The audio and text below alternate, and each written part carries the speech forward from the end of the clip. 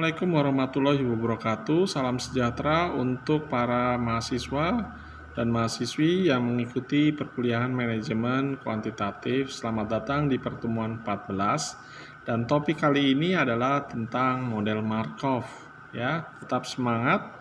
Mari kita sama-sama pelajari model Markov ini dari modul yang telah kami berikan beserta PTT-nya. Ya.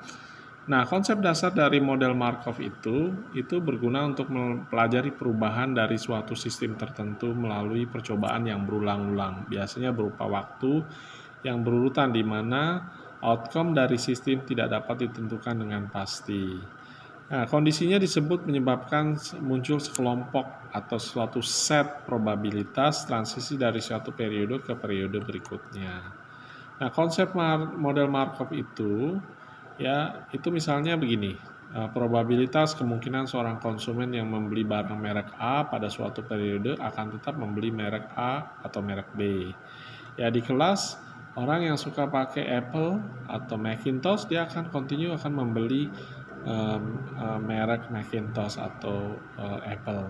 Samsung, orang akan continue Samsung. Makanya banyak berbagai macam seri tertentu karena pola pembelian, pola preferensi konsumen itu rutin seperti itu, ya. Kecuali ada aspek-aspek promosi dan aspek-aspek lainnya marketing, ya.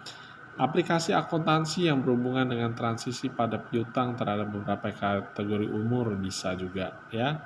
Aging schedule, pola pembelian barang konsumsi, ya.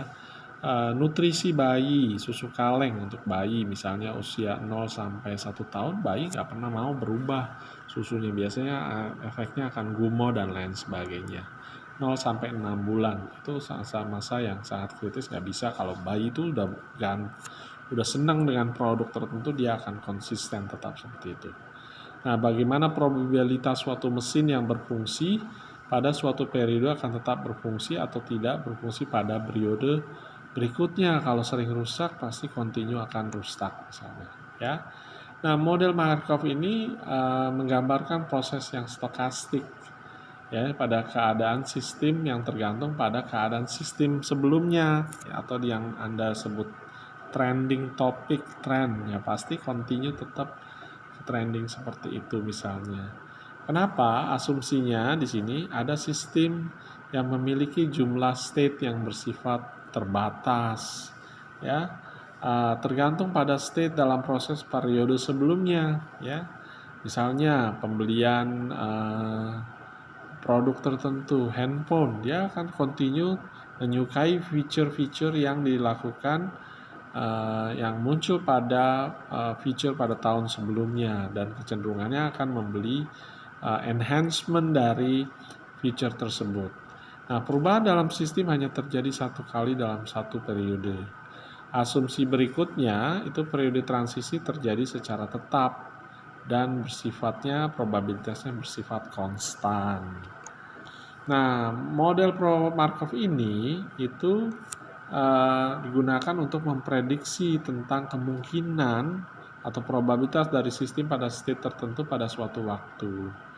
Dan sifatnya bisa jangka panjang atau steady state, nilainya continue terus-menerus.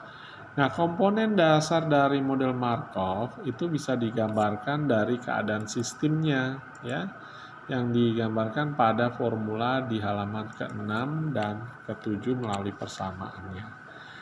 Komponen kedua itu berdasarkan probabilitas transisinya antara transisi satu ke transisi berikutnya, seperti digambarkan dari keadaan 1, 2 sampai keadaan N ke keadaan 1, 2, 3 N, hingga ada metrik halaman 8. Contohnya bisa Anda lihat pada halaman-halaman selanjutnya. Bagaimana kita memprediksi keadaan yang akan datang? Nah, itu bisa dilihat pada formula halaman 12, yaitu menggunakan metrik probabilitas transisi yang merupakan vektor probabilitas keadaan pada periode 0 hingga periode berikutnya. Ya, digunakanlah persamaan baru yang dapat digunakan. Ya, contoh yang berikutnya di halaman ke-13.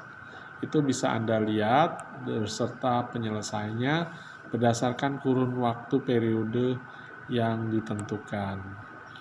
Halaman ke-16 merupakan contoh yang bisa ini lebih kepada regression linear ya.